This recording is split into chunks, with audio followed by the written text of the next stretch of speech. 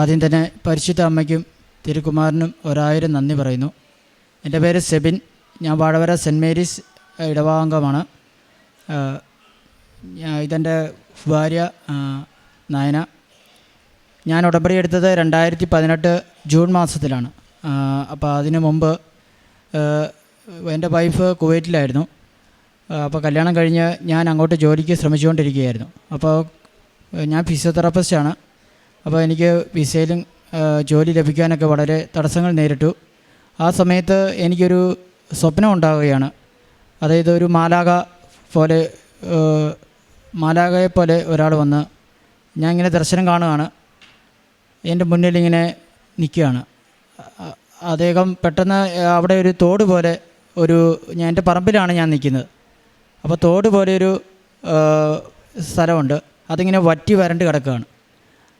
അപ്പോൾ ആ മാലാഖ പതുക്കെ അതിൽ കൈയിട്ടിട്ട് ആ ഒരു മണ്ണിങ്ങനെ നീക്കുമ്പോഴത്തേനും വെള്ളം ഒഴുകുകയാണ് അതിലൂടെ.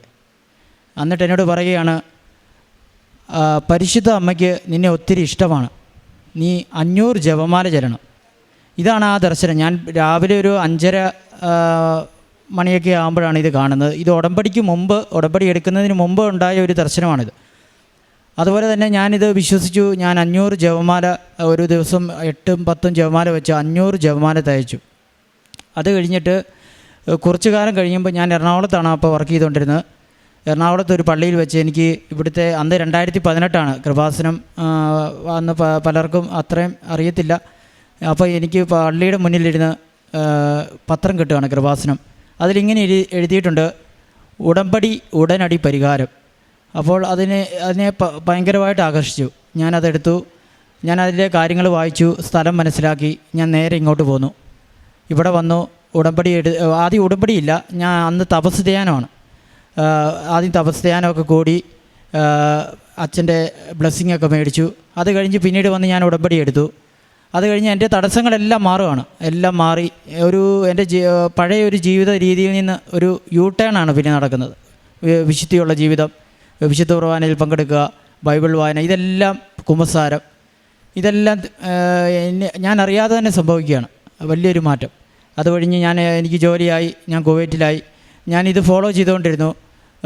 അച്ഛൻ്റെ ഉടമ്പടി ധ്യാനം കേൾക്കും, ബഹുമാനപ്പെട്ട ജോസഫ് അച്ഛൻ്റെ ഉടമ്പടി ധ്യാനങ്ങൾ, അതുപോലെ ഉടമ്പടി ഉപ്പ്, തൈലം, ഇതൊക്കെ ഉപയോഗിച്ചുകൊണ്ട് പോന്നു. അങ്ങനെ 2022 ഞാനിവിടെ വന്നപ്പോൾ ഉടമ്പടി പുതുക്കി വീണ്ടും ഞാൻ പോയി. അന്ന് 10 വർഷമായിട്ട് എനിക്ക് ടോൺസിലൈറ്റീസിൻ്റെ ബുദ്ധിമുട്ടുണ്ടായിരുന്നു, വളരെ ബുദ്ധിമുട്ടായിരുന്നു. സ്വെല്ലിങ് വന്ന് ഭയങ്കര ഇൻഫെക്ഷനായിട്ട് വളരെ ബുദ്ധിമുട്ടിയിരുന്ന ഒരു സമയമായിരുന്നത്. അത് 10 വർഷമായിട്ട് എനിക്കുണ്ടായിരുന്നു. തണുത്തൊന്നും കഴിക്കത്തില്ല. അങ്ങനെ ഞങ്ങൾ കുവൈറ്റിൽ അവിടെ ഒരു ഡോക്ടറെ കണ്ട് സർജറിക്ക് ഡേറ്റ് എടുത്തു. സർജറി ചെയ്യാമെന്ന് വെച്ചു. അത് കഴിഞ്ഞിട്ടുള്ള ഒരാഴ്ചയിൽ, ചൊവ്വാഴ്ചയിൽ ഞാൻ അച്ഛൻ്റെ ഉടമ്പടി ധ്യാനത്തിൽ കൂടി പങ്കെടുത്തുകൊണ്ടിരുന്നപ്പോൾ അച്ഛനിങ്ങനെ വിളിച്ചു പറയുന്നു, രോഗസൗഖ്യ പ്രാർത്ഥനയിൽ പറയുകയാണ്, ടോൺസിലൈറ്റീസ് ഉള്ള ഒരാളെ കർത്താവ് സുഖപ്പെടുത്തുന്നു. അപ്പോൾ എനിക്ക് ഭയങ്കര ഒരു തണുപ്പും ഒരു പ്രത്യേക ഒരു അഭിഷേകം ഉണ്ടാകുന്നു. അപ്പോൾ ഞാൻ ഉറച്ചു വിശ്വസിച്ചു അത് എനിക്കായിരിക്കും ആ രോഗസൗഖ്യമെന്ന് ഞാൻ വിശ്വസിച്ചു. ഞാൻ പ്രാർത്ഥിച്ചു. 3 ദിവസം കൊണ്ട് പൂർണ്ണമായിട്ട് സുഖപ്പെട്ടു. ഡോക്ടറെ പോയി ഞങ്ങൾ കണ്ടു. ഡോക്ടർ പറഞ്ഞു സർജറി ഒന്നും വേണ്ട, ഒരു കുഴപ്പമില്ലെന്ന് പറഞ്ഞു. അത് കഴിഞ്ഞ് 2023 അവസാനം ഞങ്ങൾ കുവൈറ്റിൽ വൈഫിന് OIT പാസ്സായി. ഞങ്ങൾ കുവൈറ്റിൽ നിന്ന് പോന്നു. ന്യൂസിലാൻഡ് പോകാൻ വേണ്ടിയുള്ള പേപ്പർ വർക്കൊക്കെ തുടങ്ങി. അപ്പോൾ ഞാൻ ഫിസിയോതെറാപ്പിസ്റ്റ് ആയതുകൊണ്ട് എനിക്കവിടെ രജിസ്ട്രേഷന് വേണ്ടി PTE എന്ന് പറഞ്ഞ ഒരു എക്സാം പാസ്സാണ്. അപ്പോൾ ജനുവരിയിൽ ഇതുപോലെ തന്നെ ഞാൻ PTEക്ക് പ്രിപ്പയർ ചെയ്തുകൊണ്ടിരുന്നപ്പോൾ എനിക്ക് വീണ്ടും ഒരു ദർശനം ഉണ്ടാവുകയാണ്. അത് മാതാവിൻ്റെ ഒരു രൂപം എൻ്റെ വീട്ടിലുണ്ട്. അപ്പോൾ ആ രൂപം എന്നോട് സംസാരിക്കുകയാണ്, ഈശോ എല്ലാം ക്രമീകരിക്കും. അത് മാത്രമേ പറയുന്നുള്ളൂ, ഈശോ എല്ലാം ക്രമീകരിക്കും. ഞാൻ പിന്നെ ഒരു മാസം കോഴ്സിന് പോയി. ഞാൻ ഒരു പ്രാവശ്യം അറ്റൻഡ് ചെയ്തു. അപ്പോൾ വളരെ കുറഞ്ഞ മാർക്കിൽ എനിക്ക് പാസ്സാൻ പറ്റിയില്ല. 1-2 മാർക്ക് വ്യത്യാസത്തിൽ ഇങ്ങനെ ഫെയിലായിക്കൊണ്ടിരിക്കുകയാണ്. ഞാൻ പിന്നീട് എഴുതി, അടുപ്പിച്ചടുപ്പിച്ച് 3-4 പ്രാവശ്യമൊക്കെ എഴുതി, കിട്ടുന്നില്ല. ഇതുപോലെ തന്നെ 65 എല്ലാത്തിനും വേണം മൊഡ്യൂൾ. എനിക്ക് 64, 63 ഇങ്ങനെ നിൽക്കുകയാണ്. അതിന് മുകളിലോട്ട് കയറുന്നില്ല.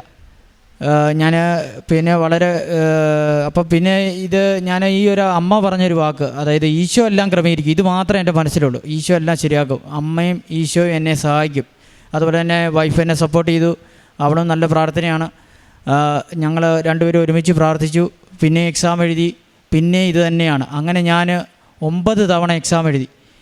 അതിൻ്റെ ഇടയ്ക്ക് ഞാനിവിടെ വന്ന് ഉടമ്പടി പുതുക്കി എല്ലാം ചെയ്യുന്നുണ്ട്, പ്രാർത്ഥിക്കുന്നു, പ്രേക്ഷിത പ്രവർത്തനം എല്ലാം ചെയ്യുന്നുണ്ട്. പക്ഷേ എക്സാം പാസ്സാകുന്നില്ല. ആ സമയത്തെല്ലാം എൻ്റെ പ്രാർത്ഥന വർദ്ധിച്ചുകൊണ്ടിരിക്കുകയാണ്. ആ ഒരു അവസാനം ഞാൻ ഇവിടെ അച്ഛനെ കാണാൻ വേണ്ടി വന്നു. അപ്പോൾ അച്ഛൻ എൻ്റെ തലയ്ക്ക് കൈവച്ച് കുരിശ് വെച്ച് പ്രാർത്ഥിച്ചു. ഉടമ്പടി തൈലം പൂശി എനിക്ക് കാശുരൂപം തന്നു. എല്ലാ പരീക്ഷയിലും ഞാൻ കാശുരൂപം കൊണ്ടാണ് പോയിക്കൊണ്ടിരുന്നത്. അതുപോലെ തന്നെ ആ ലാസ്റ്റ് സമയത്ത് അച്ഛൻ പ്രാർത്ഥന കഴിഞ്ഞ് പിരിഞ്ഞു പോകാൻ നേരം ഞാൻ ഒന്നും കൂടെ അച്ഛനോട് ഇങ്ങനെ കൈകൊണ്ട് കാണിച്ചു, ഒന്ന് വരാമോ എന്നുള്ള രീതിയിൽ കാണിച്ചു. അപ്പോൾ സത്യം പറഞ്ഞാൽ അച്ഛൻ മടുത്ത് അവിടെ ഇരിക്കുമായിരുന്നു. ബഹുമാനപ്പെട്ട ജോസഫ് അച്ഛൻ മടുത്ത് കസേര ഇരിക്കുമായിരുന്നു. അദ്ദേഹം എഴുന്നേറ്റ് വന്നപ്പോഴത്തേനും ഒരു അഭിഷേകമായിരുന്നു. അതായത് ഈശോ ഇങ്ങനെ ഒരു വചനം എൻ്റെ ഉള്ളിലോട്ട് വരുവാണ്. ഈശോയ്ക്ക് അവരോട് അലിവ് തോന്നി. ആ ഒരു വചനം ഇങ്ങനെ വരുവാണ്. അതുപോലെ തന്നെയായിരുന്നു ജോസഫ് അച്ഛൻ എൻ്റെ അടുത്തോട്ട് നടന്നിട്ട് എൻ്റെ കവളി തട്ടിയിട്ട് പറഞ്ഞു, അമ്മയുടെ പരിശുദ്ധ അമ്മയുടെ പ്രത്യക്ഷീകരണത്തിൻ്റെ സ്ഥിരം സാക്ഷിയായി എന്നെ ഉയർത്തണമേ എന്ന് നീ പ്രാർത്ഥിക്കാൻ പറഞ്ഞു. എല്ലാം ശരിയാവുമെന്ന് പറഞ്ഞു. ഞാൻ അതുപോലെ തന്നെ പ്രാർത്ഥിച്ചു. ഞാൻ മെയ് 5 വന്ന് പുതുക്കിയത്. 2025 മെയ് 9 എക്സാം എഴുതി. ഞാനിങ്ങനെ പ്രാർത്ഥിച്ചുകൊണ്ടാണ് എക്സാം എഴുതിയത്. എന്നെ സാക്ഷിയാക്കണമെന്ന് പ്രാർത്ഥിച്ചു. ഞാൻ എക്സാം എഴുതി. എനിക്ക് നല്ല സ്കോർ തന്ന് ദൈവം അനുഗ്രഹിച്ചു. എനിക്ക് ഇപ്പോൾ ന്യൂസിലാൻഡ്, ഓസ്ട്രേലിയ എല്ലാം രജിസ്ട്രേഷനായി, ലൈസൻസായി. അപ്പോൾ ഞങ്ങൾ ഈ 9 പോകാനിരിക്കുകയാണ്. ഈ 9-ാം തീയതി ഞങ്ങൾ ന്യൂസിലാൻഡിലോട്ട് പോകാനിരിക്കുകയാണ്. പരിശുദ്ധ അമ്മയ്ക്കും ഈശോയ്ക്കും 1000 നന്ദി ഞാൻ വൈഫിന് കൊടുക്കാം. ഞങ്ങൾ 2023 ഡിസംബറിൽ കുവൈറ്റിൽ നല്ലൊരു ജോലി ഉണ്ടായിരുന്നു. അവിടുന്ന് റിസൈൻ ചെയ്ത് ന്യൂസിലാൻഡിന് പോകാൻ വേണ്ടിയിട്ട് നാട്ടിൽ വന്നു.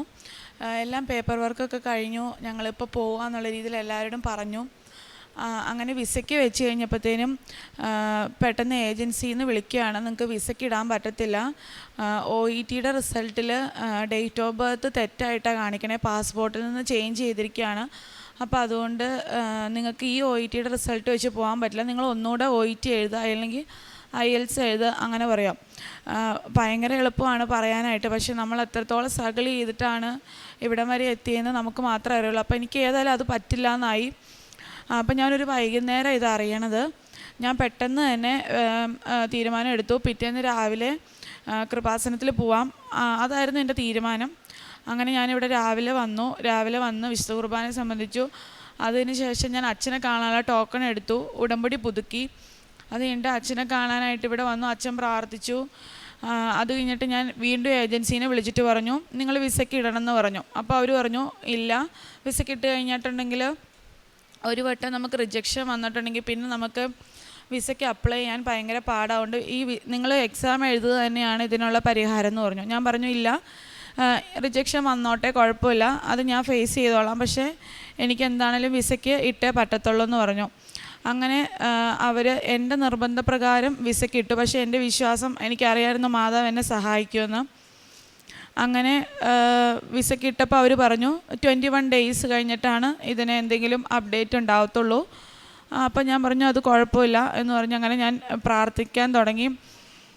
എല്ലാ സമയത്തും ഞാനിങ്ങനെ നന്മ അറിഞ്ഞ മറിയമേ ചൊല്ലിക്കോട്ട് നടക്കാൻ തുടങ്ങി. അപ്പം എൻ്റെ അടുത്ത് മമ്മി ചോദിക്കും, നീ എന്തിനാ ഇങ്ങനെ എപ്പോഴും ഇങ്ങനെ പുറകോർത്തോണ്ട് നടക്കുന്നത്? അപ്പം നമ്മുടെ വിഷമം പേരൻസിന് അവർക്കും കൂടെ വിഷമമായതുകൊണ്ട് നമുക്ക് എല്ലാം ഒന്നും അവരോട് പറയാൻ പറ്റത്തില്ല. കാരണം നല്ലൊരു ജോലി ഉണ്ടായിരുന്നു, ഞാനെല്ലാം റിസൈൻ ചെയ്ത്, ഞങ്ങൾക്ക് 3 കുഞ്ഞുങ്ങളുണ്ട്, ഞങ്ങൾ നാട്ടിൽ വന്ന് നിൽക്കുക, ഇപ്പം ന്യൂസിലാൻഡിന് പോകുന്നതാണ് എല്ലാവരും വിചാരിച്ചുകൊണ്ടിരിക്കുന്നത്.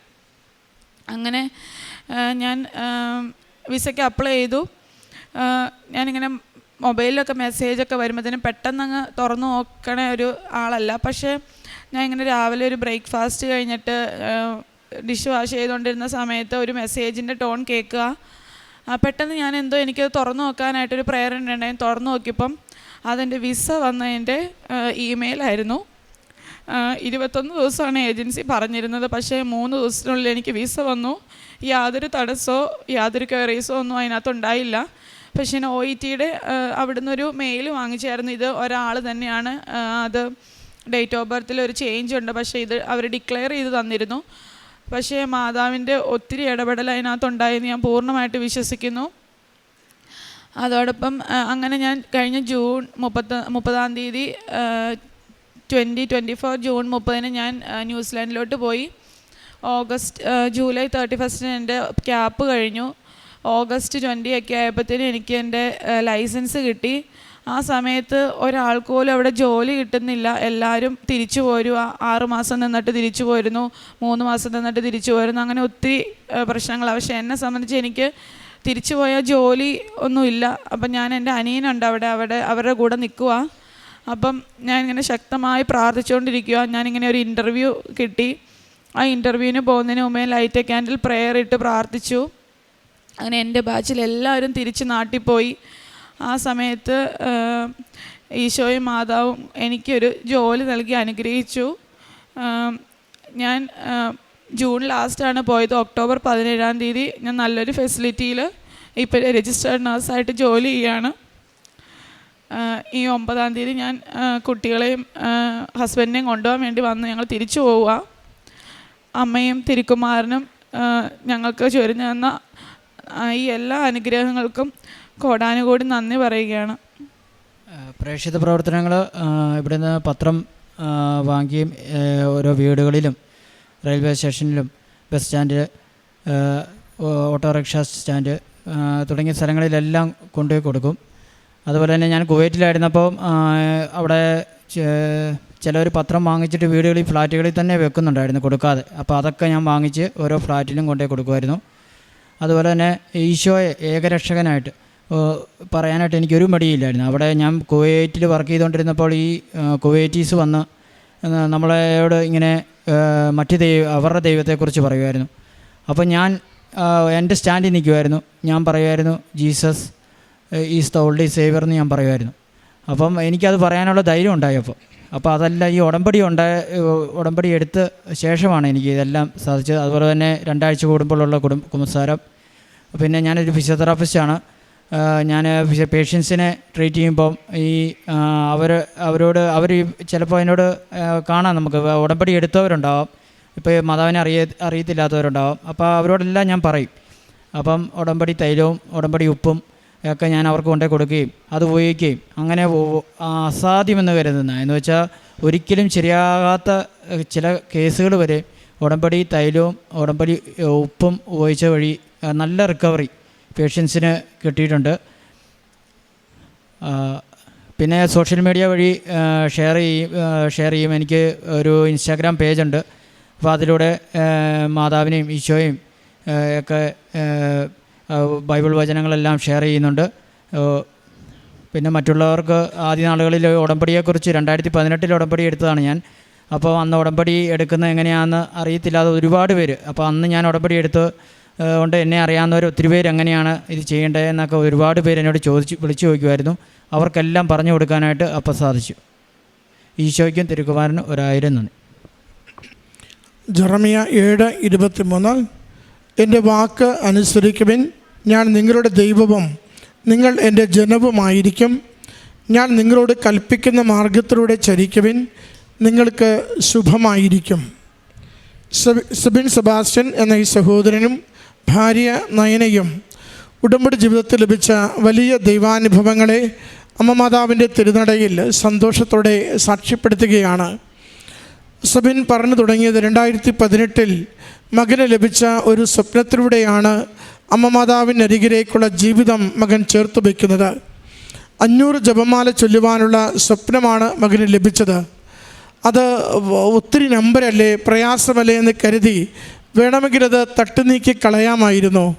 നമുക്ക് ദൈവികമായി ലഭിക്കുന്ന സന്ദേശങ്ങളോട് നാം ഹൃദയം ചേർത്ത് വയ്ക്കുമ്പോഴാണ് നമുക്കത് അനുഗ്രഹത്തിലുള്ള വഴികളായി മാറുന്നത്. മകൻ പറയുന്നുണ്ട്, ഓരോ ദിവസവും 4, 5, 6, 7 ജപമാല ചൊല്ലിക്കൊണ്ട് ഞാൻ ആ 500 ജപമാലകൾ ചൊല്ലുവാൻ വേണ്ടി പ്രത്യേകം ശ്രദ്ധിച്ചിരുന്നു.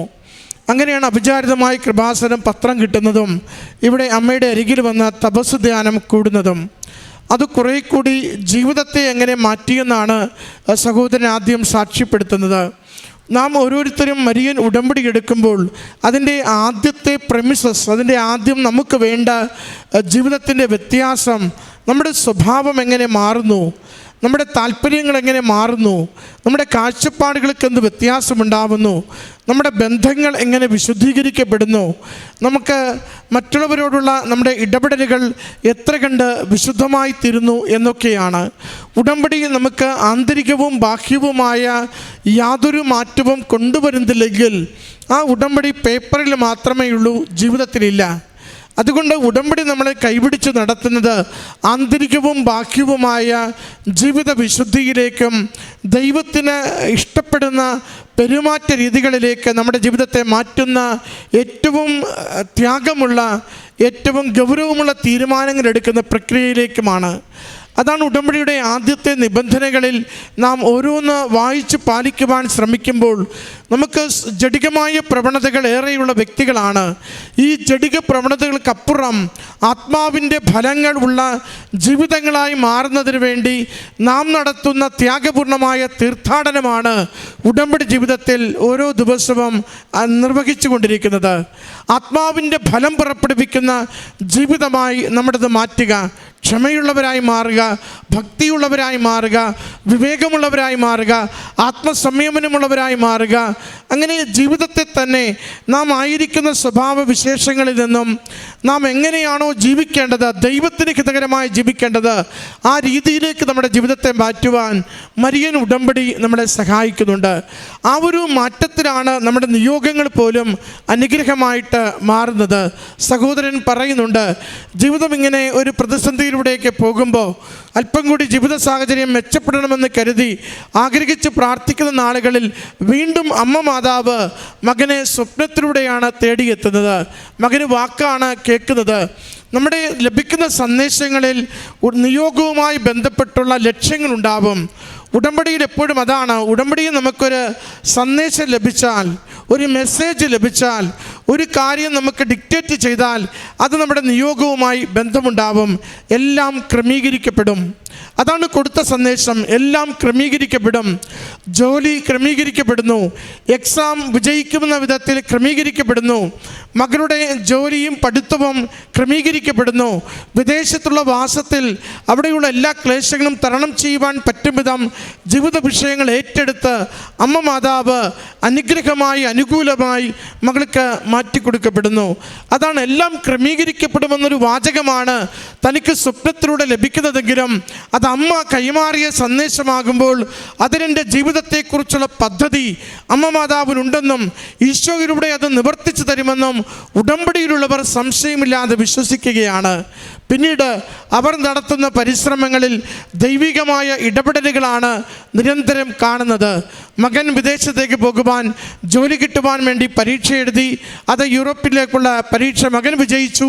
മകൾ കുവൈറ്റിൽ നിന്ന് വിദേശത്തേക്ക് പോകുവാൻ ന്യൂസിലൻഡിൽ എത്തിച്ചേർന്ന് അവിടെയുള്ള പരീക്ഷകൾ എഴുതി, അവിടെ ജോലിക്ക് വേണ്ടി അപേക്ഷിച്ചു.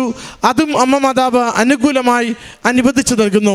രണ്ടുപേരും ഒരുപോലെ പറയുന്നുണ്ട്, ഞങ്ങളുടെ ജീവിതത്തിൽ ഞങ്ങൾ കണ്ട ഏറ്റവും വലിയ സന്തോഷം ഒരു അമ്മ കൂടെ നിൽക്കുന്നത് അനുഭവിക്കുന്നു എന്നതാണ്. മറ്റുള്ളവർക്കൊരുപക്ഷെ ഞങ്ങളുടെ ജീവിതത്തെ എന്താ ഞങ്ങളിങ്ങനെ വിദേശത്ത് നല്ല ജോലി ഉണ്ടായിരുന്നവർ നാട്ടിൽ വന്നിങ്ങനെ വെറുതെ നിൽക്കുന്നതെന്ന് ചോദിക്കുമ്പോഴും ഞങ്ങളുടെ നാവിലൊരിക്കലും അമ്മയെക്കുറിച്ചുള്ള പ്രാർത്ഥന മാറിയിട്ടില്ല. ഞങ്ങളുടെ ജീവിത രീതികളിൽ ഒരിക്കലും അമ്മയോടുള്ള വിശ്വസ്തതയ്ക്ക് കുറവ് വന്നിട്ടില്ല. ചെയ്തു കൊടുക്കാനാവുന്ന നന്മകൾ, ദൈവത്തെ കൈമാറുന്ന പ്രേക്ഷിത പ്രവൃത്തി സന്തോഷത്തോടെ നിർവഹിക്കുവാൻ ഞങ്ങൾ നിരന്തരം ശ്രദ്ധിച്ചിരുന്നുവെന്ന്. പ്രിയമുള്ളവരെ, വലിയ കാര്യങ്ങൾക്ക് വേണ്ടി നിയോഗം സമർപ്പിച്ച് പ്രാർത്ഥിക്കുമ്പോൾ വലിയ ത്യാഗത്തോടുകൂടി ജീവിതത്തെ വിശുദ്ധീകരിച്ച് അചഞ്ചലമായി ഇളക്കം തട്ടാതെ ദൈവസന്നിധിയിൽ വ്യാപരിക്കുവാൻ നമുക്കെപ്പോഴും ശ്രദ്ധയുള്ളവരാവണം. നമ്മൾ 3, 4, 5 തവണ പുതുക്കിയിട്ടും നമ്മുടെ വെച്ചിരിക്കുന്ന പ്രധാന നിയോഗം സാധിക്കുന്നില്ല എന്നതിൻ്റെ അർത്ഥം അത് ദൈവം ഉപേക്ഷിച്ചുവെന്നല്ല, ദൈവം അതിനെ വിശുദ്ധീകരിച്ചു കൊണ്ടിരിക്കുന്നു. സമയത്തിൽ നിനക്കത് അനുവദിച്ചു തരുവാൻ അവിടുന്ന് തിരുവുള്ളമാകുമെന്നാണ്. അതുകൊണ്ട് നമ്മൾ ഉടമ്പടി പുതുക്കി ഒരു അനുഗ്രഹം ലഭിച്ചില്ലെന്ന് കരുതി പിന്നോട്ട് മാറേണ്ടവരല്ല, മറിച്ച് കൂടുതൽ എളിമപ്പെട്ട് കൂടുതൽ വിശുദ്ധിയിൽ ദൈവത്തിൽ ആശ്രയിച്ചുകൊണ്ട് അമ്മ മാതാവിൻ്റെ പ്രത്യക്ഷീകരണത്തിന് സാക്ഷിയാകുവാൻ വേണ്ടി ജീവിതത്തെ വിട്ടുകൊടുക്കുമ്പോൾ വലിയ ഇടപെടലുകൾ അമ്മ വഴി ലഭിക്കുന്നത് കാണുവാനാകും. മകൻ സൂചിപ്പിച്ചു, അത് കുവൈറ്റിൽ വെച്ച് അച്ഛൻ്റെ ധ്യാനം കൂടി അച്ഛൻ ഒത്തിരി പേരെ കണ്ട് പ്രാർത്ഥിച്ച് ആകെ തളർന്നിരിക്കുമ്പോൾ ഞാൻ അച്ഛനെ കൈകാട്ടി വിളിച്ചു, എന്നെ ഒന്ന് പ്രാർത്ഥിക്കുവാൻ വേണ്ടി. അലിവുള്ള ഈശോ നടന്നു വരുന്നത് പോലെ അവരോട് അനുകമ്പ തോന്നിയെന്ന് വചനം പറയുന്നത് പോലെ അച്ഛൻ എനിക്ക് വേണ്ടി പ്രാർത്ഥിച്ച നിമിഷങ്ങളിൽ എനിക്ക് വലിയ ദൈവാനുഭവത്തിലൂടെ കടന്നു പോകുവാൻ പറ്റി. എനിക്കുറപ്പായി എന്തിനു വേണ്ടിയാണോ ഈ നാളുകളിൽ ഞാൻ അമ്മ മാതാവിൻ്റെ കരങ്ങളിൽ ഏൽപ്പിച്ചു കൊടുക്കുക, അത് അനുവദിച്ചു തരുമെന്ന് അച്ഛൻ അതാണ് മകന് കൈമാറിയത്. പ്രത്യക്ഷീകരണത്തിന് സാക്ഷിയാകുവാൻ വേണ്ടി നീ പ്രാർത്ഥിക്കുക. പ്രത്യക്ഷീകരണത്തിന് സാക്ഷിയാകുവാൻ വേണ്ടി പ്രാർത്ഥിക്കുക എന്നതിൻ്റെ അർത്ഥം കൃപാസന മാതാവിനെ നിൻ്റെ ജീവിതത്തിന് മുഴുവനായി ഉടമപ്പെടുത്തുക എന്ന് തന്നെയാണ്. അമ്മ മാതാവിൻ്റെ കരങ്ങളിൽ ജീവിതം കൊടുത്തുകൊണ്ട് അമ്മ ലോകം മുഴുവനും അമ്മയുടെ പ്രത്യക്ഷീകരണം ഏറ്റെടുക്കുവാൻ വേണ്ടി നിൻ്റെ ജീവിതാനുഭവത്തിലൂടെ അനേകർക്ക് നീ സാക്ഷ്യമായി മാറുകയെന്നാണ് മകന് കൊടുക്കുന്ന സന്ദേശം. ഇന്ന് ഇരുവരും ഈ അൾത്താരയിൽ ചേർന്ന് നിൽക്കുമ്പോൾ കുടുംബത്തിലെങ്ങനെ പ്രത്യക്ഷീകരണത്തിന് സാക്ഷ്യമായി അമ്മ മാതാവ് ജീവിത വിഷയങ്ങൾ ഏറ്റെടുത്തു, പ്രശ്നങ്ങൾ പരിഹരിച്ചു, മറ്റുള്ള പലർക്കും ജോലി കിട്ടാതിരിക്കുമ്പോഴും ഇവർക്ക് വേണ്ടി എങ്ങനെ വാതിലുകൾ തുറന്നു കൊടുത്തു, ജീവിതം സുരക്ഷിതമാക്കിയെന്ന് ഈ അൾത്താരയിൽ സാക്ഷ്യപ്പെടുത്തുകയാണ്. അമ്മയിൽ ശരണപ്പെടുക, ജീവിതം ശുഭകരമാകും. അമ്മയിൽ ആശ്രയിക്കുക, സങ്കടങ്ങൾ മാറിപ്പോകും. അമ്മയുടെ കരങ്ങളിലേക്ക് നിരാശപ്പെടാതെ ജീവിത വിഷയങ്ങളെ വിട്ടുകൊടുക്കുക. എത്ര കണ്ട് നമ്മുടെ കണ്ണുകളിൽ താമസിച്ചാലും ദൈവത്തിൻ്റെ കണ്ണുകളിൽ സമയത്തിൻ്റെ പൂർണ്ണതയിൽ അതിൻ്റെ കറകളെയും കുറവുകളെയും നമുക്കുള്ള സ്വാർത്ഥതകളെയും ഒഴിവാക്കിയെടുത്ത് ശുദ്ധീകരിച്ച് ദൈവനാമത്തെ മഹത്വപ്പെടുത്തുവാൻ വേണ്ടി അനുഗ്രഹമാക്കി നമ്മുടെ നിയോഗങ്ങൾ കൈമാറും. അതിനുവേണ്ടി നമുക്ക് കാത്തിരിക്കാം. ഈ മക്കൾക്ക് ലഭിച്ച ഈ അനുഗ്രഹങ്ങൾക്ക് അമ്മ മാതാവിനും തിരുക്കുമാരനും നന്ദി പറഞ്ഞുകൊണ്ട് കരങ്ങളടിച്ച് ഈ സാക്ഷ്യം സമർപ്പിക്കാം. അത്യപൂർവ ദൈവാനുഭവങ്ങൾ ഇനി നിങ്ങൾക്കും സ്വന്തം. ഈ യൂട്യൂബ് ചാനൽ ഇതുവരെ സബ്സ്ക്രൈബ് ചെയ്തിട്ടില്ലെങ്കിൽ ഇപ്പോൾ തന്നെ സബ്സ്ക്രൈബ് ചെയ്യുക. ഈ വീഡിയോ ഇപ്പോൾ തന്നെ നിങ്ങളുടെ സുഹൃത്തുക്കൾക്ക് ഷെയർ ചെയ്തുകൊണ്ട് കർത്താവിൻ്റെ പ്രേക്ഷിതരാകുക.